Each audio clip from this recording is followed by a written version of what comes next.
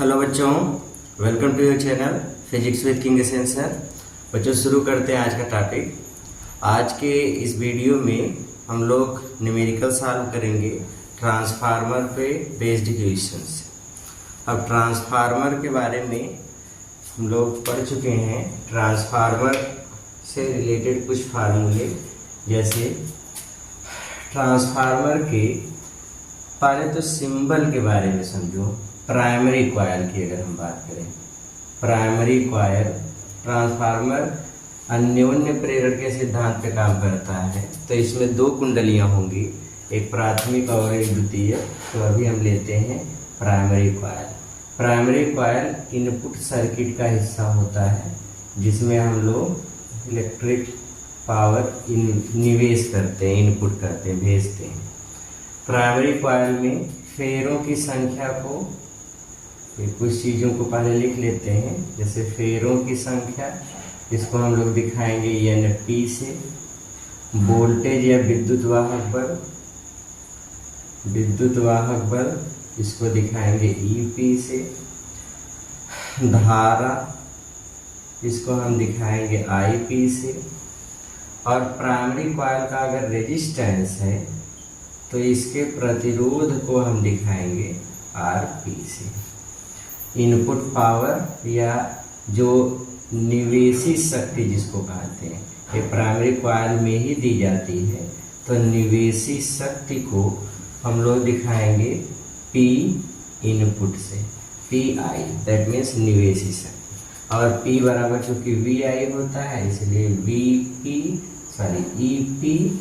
अब input power बराबर voltage into current, P बराबर VI। तो इनपुट वोल्टेज EP और इनपुट करंट IP, ऐसे लिखा जा सकता है। तो ये कुछ सिंबल किसके लिए हैं? Primary coil. ठीक इसी तरीके से दूसरे आउटपुट वाले सर्किट का, ये आउटपुट वाले सर्किट की बात करें। आउटपुट सर्किट सेकेंडरी कॉइल पर काम करती है। तो सेकेंडरी कॉइल, इसमें जैसे अगर आपसे फेरों की संख्या कही जाएगी तो फेरों की संख्या को हम Ns से दिखाएंगे। विद्युत वाहक बल या वोल्टेज, इसको हम Es से दिखाएंगे। धारा अगर है तो इसको Is से दिखाएंगे। प्रतिरोध है अगर तो रेजिस्टेंस को Rs से दिखाएंगे। और जो पावर हम लोग ट्रांसफार्मर से बाहर लेते हैं, मीन्स आउटपुट वाली करंट, आउटपुट वाली पावर। ट्रांसफार्मर से बाहर लेने का अर्थ ये है कि मतलब हम ट्रांसफार्मर से, जैसे शक्ति इनपुट की और ट्रांसमिशन में यूज होता है, तो आउटपुट में कितनी हमको पावर मिल रही है। तो 100 वाट इंटर किया तो क्या 100 वाट आउटपुट में मिल रही कि नहीं। तो ये जो 100 वाट बाहर निकलती है या कितनी बाहर निकलती पावर, उसको हम आउटपुट बोलते हैं। तो इसको हम लोग हिंदी में बोलते हैं निर्गत शक्ति। आउटपुट पावर, इसको हम PO या P0 से दिखाते हैं। P0 आउटपुट पावर का सिंबल क्या है? P0 ये। और ये किसके बराबर होता है? P आउटपुट किसके बराबर होगा? तो P आउटपुट के बारे में लिखेंगे ES इंटू IS। सबसे इम्पोर्टेंट चीज ट्रांसफार्मर की दक्षता, ज़्यादातर क्वेश्चन इस पे मिलेंगे।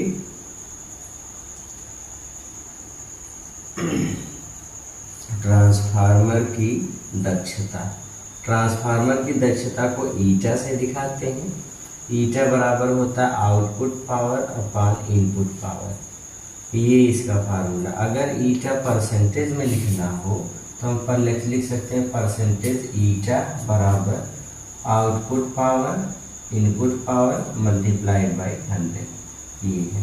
वैसे तो किसी भी ट्रांसफार्मर की दक्षता 100% नहीं होती, लेकिन जो आइडियल ट्रांसफार्मर माने गए हैं, आइडियल ट्रांसफार्मर, आइडियल ट्रांसफार्मर, इसी को हम लोग हिंदी में बोलते हैं आदर्श ट्रांसफार्मर। अब आदर्श ट्रांसफार्मर, अगर कोई ट्रांसफार्मर होगा तो उसके लिए दक्षता का मान 100% हो सकता है, लेकिन ऐसा व्यवहार बना पाना बहुत मुश्किल है या नहीं बना पाते हम लोग। तो ईटा की वैल्यू 100% किसके लिए होती है? आइडियल ट्रांसफार्मर की। आइडियल ट्रांसफार्मर की अगर दक्षता 100% है तो यहाँ 100 लिख दो, तो 100 से 100 cancel, that means P output बराबर P इनपुट, ये है। ऐसे हम लोग रिलेशन लिख सकते हैं। अच्छा, P आउटपुट P इनपुट के बराबर है। P आउटपुट किसके बराबर होता है? ESIS, और इनपुट किसके बराबर होता है? EP तो ESIS बराबर EP इंटू IP, ऐसे भी हम लिख सकते हैं। तो ये रिलेशन लिखा जा सकता है। तो बच्चों ये कुछ चीज़ें हैं, इसको ध्यान देंगे और इसी सारे सिंबल्स, क्वेश्चन, इन सब चीज़ों का प्रयोग होना है न्यूमेरिकल में। अच्छा, एक इम्पॉर्टेंट चीज़ जिसको हम लोग बोलते हैं transformation ratio. Transformation ratio Hindi में इसको बोलते हैं परिणमन अनुपात। ये तो फेरों की संख्याओं का अनुपात होता है, जिसको हम R से दिखाते हैं, सेकेंडरी कॉइल में फेरों की संख्या बटे प्राइमरी कॉइल में फेरों की संख्या। इसी को हम लोग ट्रांसफॉर्मेशन रेशियो कहते हैं। ये R की वैल्यू ES बटे EP के भी बराबर होती है, तो ऐसे भी लिख सकते हैं। ये भी ट्रांसफॉर्मेशन रेशियो का फार्मूला है, तो आप चाहे जैसे लिख लीजिए, दोनों सही है। ठीक है, ओके।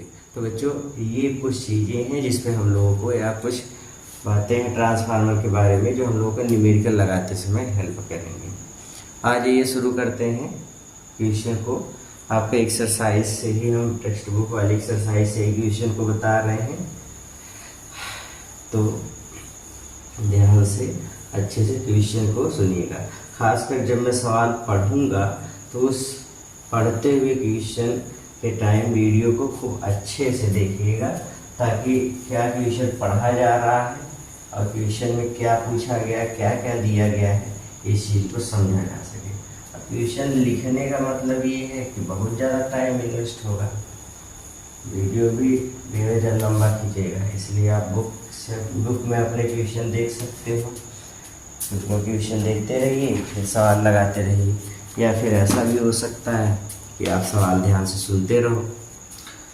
चलिए क्वेश्चन लेते हैं। ट्रांसफार्मर का पहला क्वेश्चन, पहले सवाल सुनिए। लिखा है, एक ऊंचाई ट्रांसफार्मर में प्राथमिक तथा द्वितीयक कुंडलियों में फेरों की संख्याओं का अनुपात 1:200 है। तो ट्रांसफार्मर ऊंचाई है और फेरों की संख्याओं का अनुपात, प्राथमिक कुंडली में फेरों की संख्या NP, द्वितीयक में NS, इसका अनुपात 1:200 है, मतलब 1/200 है। यदि इसे 200 वोल्ट के प्रत्यावर्ती धारा की मेन लाइन से जोड़ दें। अब जो बच्चों इनपुट कहा गया 200 वोल्ट की प्रत्यावर्ती धारा की मेन लाइन से जोड़ दें, मतलब 200 वोल्ट हम इनपुट वोल्टेज दे रहे हैं। इनपुट सर्किट में जो वोल्टेज लगाते हैं उसको हम लोग EP से दिखाते हैं, क्योंकि प्राइमरी कॉइल का सर्किट इनपुट होता है। तो EP कितना लगाया गया? 200 वोल्ट। ये 200 वोल्ट की प्रत्यावर्ती धारा के मेन लाइन से जोड़ दें, तो द्वितीयक में प्राप्त वोल्टेज ज्ञात कीजिए। द्वितीयक कुंडली मतलब सेकेंडरी कॉइल में कितना वोल्टेज डेवलप होगा, ये फाइंड करना है।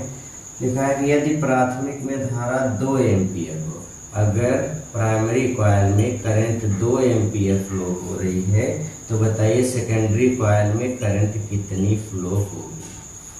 अब बच्चों एक चीज़ सवाल लगाते समय ये भी ध्यान देंगे कि अगर क्वेश्चन में आपको एक्सटर्नल इंटरनल सर्किट के रेजिस्टेंस की बात नहीं कहा गया है, तो आप हमेशा ट्रांसफार्मर को आइडियल ट्रांसफार्मर मानेंगे।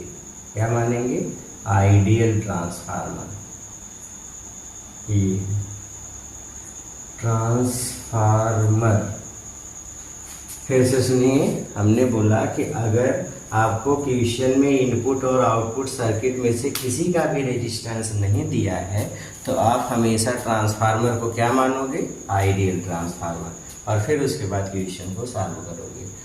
अब यहाँ पे क्वेश्चन लगाना शुरू करते हैं बच्चों। चूँकि ट्रांसफार्मेशन रेशियो हम लोग पढ़े हैं R बराबर NS/NP, या अगर हम यहाँ पे निकालें जिसकी वैल्यू R की वोल्टेज के टर्म में, तो ऐसे लिख सकते हैं ES/EP। अब दोनों के लेफ्ट बराबर है, राइट बराबर कर लो। ES/EP बराबर NS/NP, ये हो गया। अब इसको उलट दो, या ES की वैल्यू फाइंड करना है, इसका इधर गुणा कर दो, इसको इधर लेके चले जाओगे। ES बराबर NS/NP इंटू EP मान लो दो, NS/NP। अब देखो यहाँ से NP/NS 1/2, 130 को उलट दो, मतलब NS/NP निकालेंगे तो ये कितना हो जाएगा, 200/8। तो मतलब ये हो गया 200, और EP कितना है, तो EP है 200 वोल्ट, ये है। तो कितना हो गया, 2 दूनी 4, फिर 4 थे 0, इतने वोल्ट, ये है। मतलब कितने वोल्ट हो गया, 40,000 वोल्ट। फिर इसके बाद का दिया गया आउटपुट में कितनी करंट फ्लो होगी। तो अब हम लोग वही फार्मूला, देखो हमको रेजिस्टेंस तो पता नहीं है, इसलिए हम आइडियल ट्रांसफार्मर मान लेंगे। आइडियल ट्रांसफार्मर में P आउटपुट P इनपुट के बराबर होता है। That means ES into IS बराबर EP इंटू IP। ES की वैल्यू 40,000, फिर गुणे IS हमको निकालना है। EP की वैल्यू 200 इंटू IP की वैल्यू 2। तो यहाँ पे देखिए 2 0 से ये 2 0 मर गया, 2 दूनी 4 से ये 4 मर गया, मतलब 100 हो गया। तो 100 IS बराबर 1, या IS बराबर 1/100, या 0.01 एम्पियर, ये हो गया IS की वैल्यू। क्लियर हो गया, ओके। तो इस तरीके से क्वेश्चन को सॉल्व करना है। अब से मैं जितने भी क्वेश्चन दूंगा, क्वेश्चन पढ़ूंगा, पहले आप वीडियो को पॉज करोगे, क्वेश्चन को खुद से अटेम्प्ट करोगे, ट्राई करोगे। लग जाता है तो ठीक है, मिलान कर लेंगे, नहीं लगता है तो उसका सलूशन देखेंगे। नोट करिए, कर लिया नोट, ओके। आ जाओ बच्चों, नेक्स्ट क्वेश्चन लेते हैं, क्वेश्चन नंबर 2।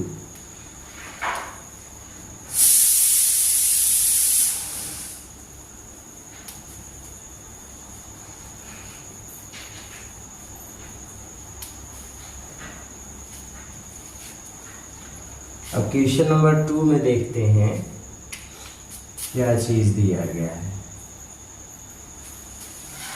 क्वेश्चन नंबर 2 में है 220 वोल्ट आपूर्ति से किसी आदर्श ट्रांसफार्मर की प्राथमिक कुंडली।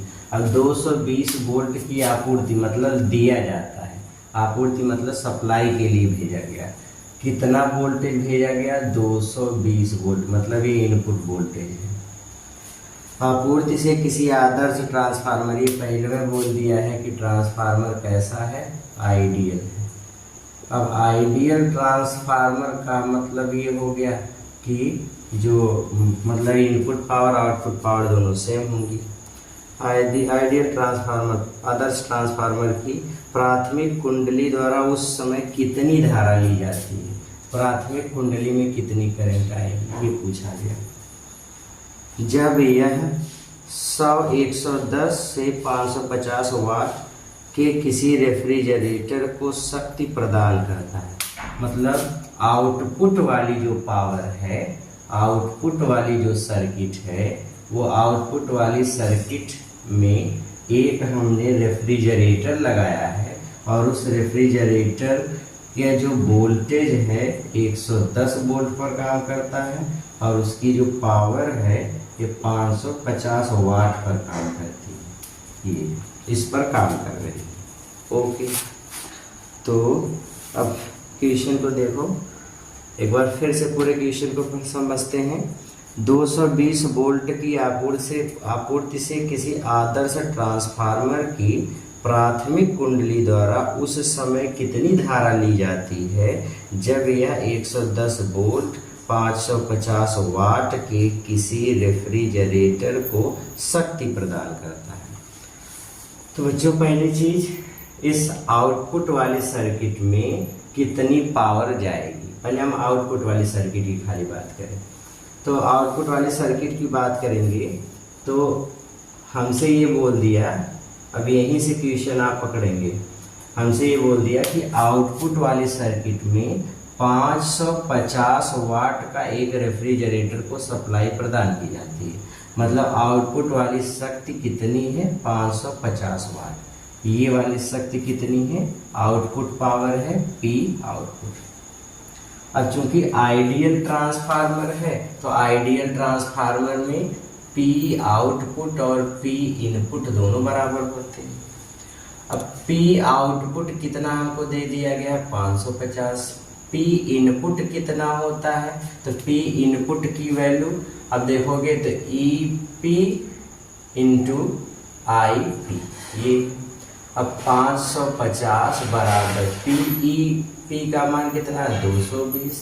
फिर IP की वैल्यू फाइंड करना है, 0 से 0 कर रही है, 11 दूनी 22, 11 पच्चे 55, 2 से काट देंगे तो 2.5, मतलब IP कितना आ गया, 2.5 एम्पियर। ये मतलब ये हुआ कि इनपुट वाली करंट कितनी है, 2.5 एम्पियर। ओके, तो ये इसका तरीका है। जो क्वेश्चन में थोड़ी सी समझने वाली बात है कि इसमें आपसे बोल दिया कि 220 वोल्ट की सप्लाई का इनपुट है, उस समय कितनी धारा प्राप्त होगी, जबकि ट्रांसफार्मर आउटपुट में एक रेफ्रिजरेटर जिसका वोल्टेज इतना, उसको इतनी शक्ति 550 वाट की शक्ति सप्लाई करता है। मतलब 550 वाट आउटपुट में पावर भेज रहा है। तो P आउटपुट जब 550 है, आइडियल ट्रांसफार्मर के लिए P आउटपुट P इनपुट दोनों सेम होते हैं, तो दोनों सेम करके क्वेश्चन को सॉल्व कर लेंगे। ओके, वेरी गुड, मिटा दें इसको। ओके, नेक्स्ट क्वेश्चन लेते हैं। अगले क्वेश्चन को देखिए, क्वेश्चन नंबर 3 है, का एक ऊंचाई ट्रांसफार्मर के प्राथमिक व द्वितीयक कुंडलियों में फेरों की संख्याएं क्रमशः NP दिया है, NS दिया है। प्राथमिक कुंडली में 100 फेरे, द्वितीयक कुंडली में 400 फेरे हैं। यदि प्राथमिक में 120 वोल्ट का प्रत्यावर्ती विभवांतर लगाया जाए, इनपुट वोल्टेज 120 वोल्ट का है, तो ज्ञात कीजिए। पहला आपको ज्ञात करना है परिणमन अनुपात, ट्रांसफॉर्मेशन रेशियो, और दूसरा द्वितीय कुंडली में उत्पन्न वोल्टेज ES। बहुत इजी क्वेश्चन है, लगाओ 1 मिनट में लगा के फाड़ दो क्वेश्चन। लग गया, आ जाओ मिला कर लो। देखते हैं, सबसे पहले बच्चों R की वैल्यू, तो हम लोग R का फार्मूला जानते ही हैं। R किसके बराबर होता है, NS बटे NP के, तो 400/100 बराबर 4, ट्रांसफॉर्मेशन रेशियो 4 हो गया। अब इसी से एक सवाल तो लग गया। अब दूसरा, चूंकि R का ये भी फार्मूला है ES बटे EP, तो ES बराबर REP, तो R की वैल्यू 4, EP की वैल्यू 120, 12 × 4 = 480 वोल्ट। ये तो आउटपुट वाला वोल्टेज कितना हो गया, 480 वोल्ट। ओके, क्लियर हो गया, गुड। अगला क्वेश्चन लेते हैं, क्वेश्चन नंबर 4।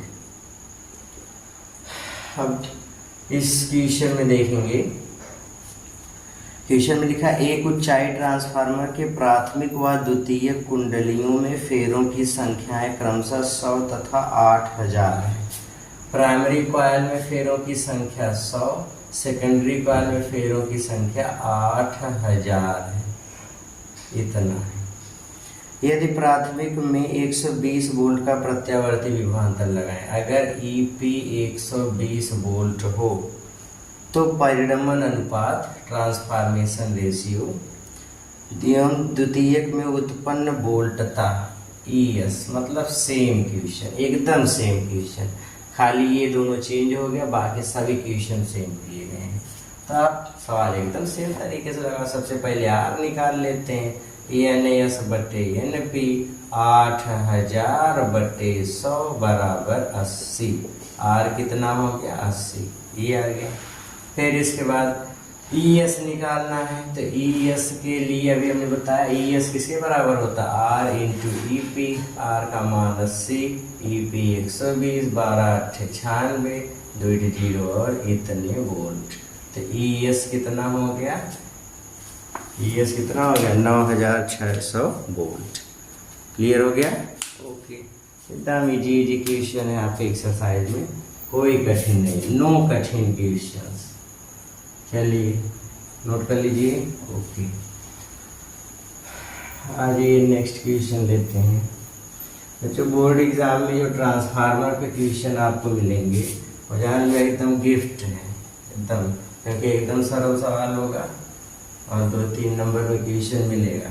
तो एकदम जान लो कि क्वेश्चन गलत होने का बहुत कम चांस रहेगा अगर कॉन्सेप्ट क्लियर है। अगला क्वेश्चन लेते हैं, क्वेश्चन नंबर 5। लिखा है ऊंचाई ट्रांसफार्मर में प्राथमिक तथा द्वितीयक कुंडलियों के फेरों की संख्याओं का अनुपात 1:10 है। मतलब प्राथमिक और द्वितीयक कुंडली में फेरों की संख्याओं का अनुपात 1:10, या हम इसको ऐसे भी लिख सकते हैं NS/NP बराबर 10। यदि इसे 110 वोल्ट की मेन लाइन से जोड़ दें, मतलब सप्लाई इनपुट वोल्टेज कितना है 110 वोल्ट, ये जोड़ दें जिसमें 100 एम्पियर की धारा है, मतलब इनपुट करंट भी दिया गया है, कितना है 100 एम्पियर की धारा है। तो इससे कितने वोल्टेज पर कितनी धारा प्राप्त होगी, कितने वोल्टेज पर मतलब सेकेंडरी कॉइल में कितना वोल्टेज होगा और उस वोल्टेज पर करंट कितनी फ्लो होगी, IS भी फाइंड करना है। प्राप्त शक्ति की भी गणना कीजिए, मतलब आउटपुट पे कितनी पावर मिलेगी वो भी आपको फाइंड करना है। प्राप्त शक्ति मतलब आउटपुट में पावर। तो क्वेश्चन इजी है। सबसे पहले हम R निकाल लें, ट्रांसफॉर्मेशन रेशियो। R किसके बराबर होता है NS/NP। NS/NP 10 है तो R की वैल्यू 10, ठीक है। ES बराबर ES/EP बराबर R, तो ES बराबर R इंटू EP। 10 EP 110 बराबर कितना 1100 वोल्ट। तो ES एक मिल गया हमको कि ES की वैल्यू कितनी होगी 1100 वोल्ट। अच्छा, अब देखो हमको कहीं रेजिस्टेंस वगैरह की बात कहीं नहीं गई है और करंट पूछ लिया है, तो उसके लिए हम लोग ट्रांसफार्मर को क्या मानते हैं ideal. In case of ideal transformer, ideal transformer में P आउटपुट P इनपुट दोनों बराबर। P आउटपुट ES IS बराबर EP IP। ES कितना है 1100, IS कितना है पता नहीं, यही हमको फाइंड करना है। तो IS की वैल्यू निकालना है बराबर EP कितना है 110, IP कितना है 100। तो 2 0 से ये 2 0 कट गया, 11 1 कम 11, 11 10 में 110, तो IS बराबर 10 एम्पियर, 10 एम्पियर। IS कितना आ गया 10 एम्पियर। ओके, फिर इसके बाद बोला है आउटपुट पावर, तो एकदम इजी, आउटपुट बराबर EP IP, या नहीं आउटपुट की बात हो रही है तो ES IS। ES कितना है 1100, IS कितना है 10, गुणा कर दो 11000 इतने वाट, या 1000 वाट बराबर 1 किलोवाट, तो 11000 में 11 गुणे 1 किलोवाट कर दो बराबर 11 किलोवाट। कितना हो गया 11 किलोवाट, ये आउटपुट पावर है। तो आउटपुट पावर कितना होगा बच्चों 11 किलोवाट। कितना हो जाएगा 11 किलोवाट। क्लियर हो गया, मिटा दें। ओके, मिटा देते हैं इसको, तब आगे लगाते हैं क्वेश्चन। तो ये सवाल नंबर 5वां था।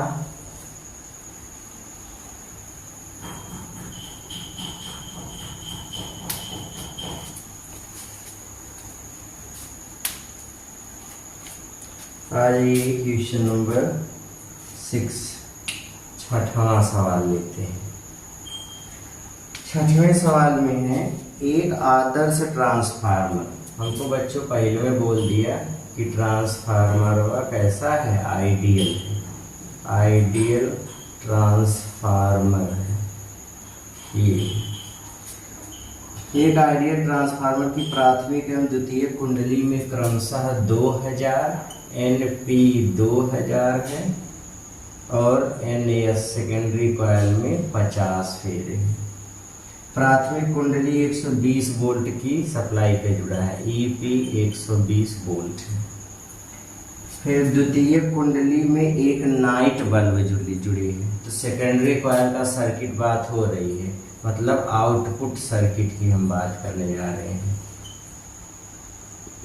आउटपुट सर्किट में एक नाइट बल्ब जुड़ा है जिसका प्रतिरोध करंट लेते समय या जलते समय उसका रेजिस्टेंस, मतलब आउटपुट सर्किट का रेजिस्टेंस, इसको हम लोग ERS से भी दिखाते हैं या RO से भी दिखाते हैं, 0.6 ओम है।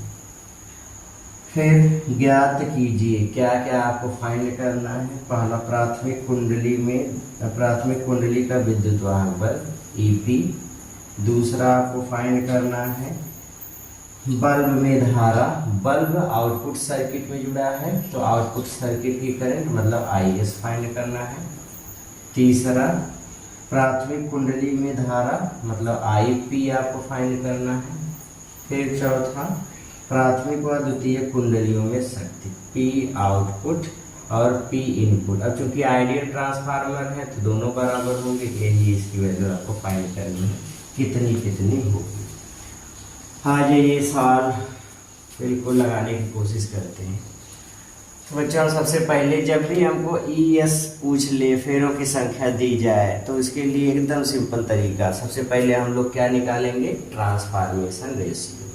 चूंकि R बराबर NAS बटे NP, तो R बराबर व्हाट इज NAS 50 NP 2000, तो 1 0 से 1 0 मर गया, 5 एकम 5, 5 4 20 40, मतलब R कितना हो गया, 1/40। R मिल गया। अब हमको पता है ES किसके बराबर होता है, R इंटू EP, क्योंकि ES बटे EP बराबर R, तो ES बराबर R 1/40, EP कितना है 120, 0 से 0 मर गया, 4 3 12, मतलब ES बराबर 3 वोल्ट। ये हो गया। अच्छा, मतलब ES मिल गया हमको, EP तो दिया गया है। क्या क्या चीज लिया था, द्वितीय कुंडली का विद्युत वाहक बल, पहले में ES निकालना था। द्वितीय कुंडली का विद्युत वाहक बल ES, तो ES की वैल्यू मिल गई। अब बच्चों IP कैसे निकालेंगे, IS कैसे निकालेंगे, तो देखो पहले तो हम आउटपुट सर्किट की अगर बात करें तो आउटपुट सर्किट में आप देखो रेजिस्टेंस कितना है 0.6 ओम, कितना वोल्टेज आया 3 वोल्ट, तो करंट कितनी होगी, तो करंट बराबर वोल्टेज अपान रेजिस्टेंस, तो करंट बराबर वोल्टेज 3 अपान रेजिस्टेंस 0.6, 6 बच्चे 30, मतलब IS कितना आ गया 5 एम्पियर। तो एक आंसर IS वाला कितना आ गया 5 एम्पियर। और चूंकि आइडियल ट्रांसफार्मर है तो आइडियल ट्रांसफार्मर के केस में P आउटपुट P इनपुट के बराबर होता है। अब P आउटपुट ES IS बराबर EP इंटू IP कर दीजिए, IP निकालना है तो बराबर किसके हो जाएगा ES IS बटे EP। मान रख दो IP बराबर ES 3 IS 5 बटे EP 120, ये है। अब काट दो इसको, 3 4 12, इतना 5 8 40, मतलब ये हमको मिल गया कितना IP बराबर 1/8, या भाग कर दोगे 0.125 एम्पियर, तो IP कितना हो गया 0.125 एम्पियर।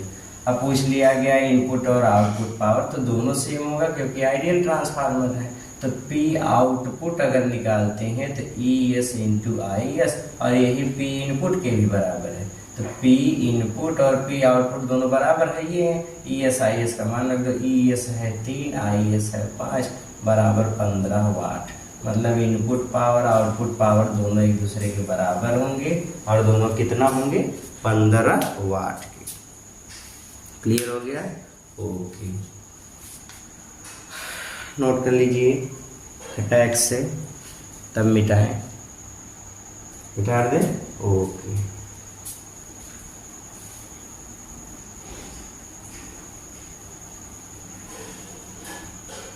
इसको देते हैं मिटाए, तो इसको मिटाए दिया हमने। ओके,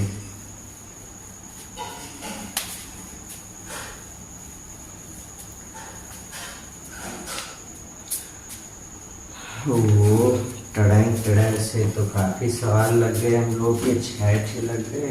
देखते हैं क्वेश्चन नंबर 7वां, क्वेश्चन नंबर 7। अंग्रेज बोलते हैं हम क्या कर रहा है, वैसे क्वेश्चन नंबर 7। क्वेश्चन नंबर 7 देखते हैं। एक अपचायी ट्रांसफार्मर में जिसकी प्राथमिक तथा द्वितीयक कुंडली में फेरों की संख्याओं का अनुपात 20:1 है। मतलब NP/NS 20:1, तो NS/NP बराबर 1/20। बस, जब 250 वोल्ट का निवेशी वोल्टेज लगाया जाता है, मतलब EP कितना? 250 वोल्ट, तो निर्गत धारा 8 एम्पियर होती है। तो IS 8 एम्पियर होती है। निर्गत धारा 8 एम्पियर होती है। 100% दक्षता मानकर गणना कीजिए। 100% दक्षता आइडियल ट्रांसफार्मर की होती है, तो आप आइडियल ट्रांसफार्मर मान करके कैलकुलेशन करिए। पहला, प्राथमिक कुंडली में धारा IP, दूसरा निर्गत शक्ति P आउटपुट। ये तो सबसे पहले हम लोग ट्रांसफार्मेशन रेशियो निकालते हैं। R बराबर NS/NP, R बराबर 1/20, NS/NP 1/20।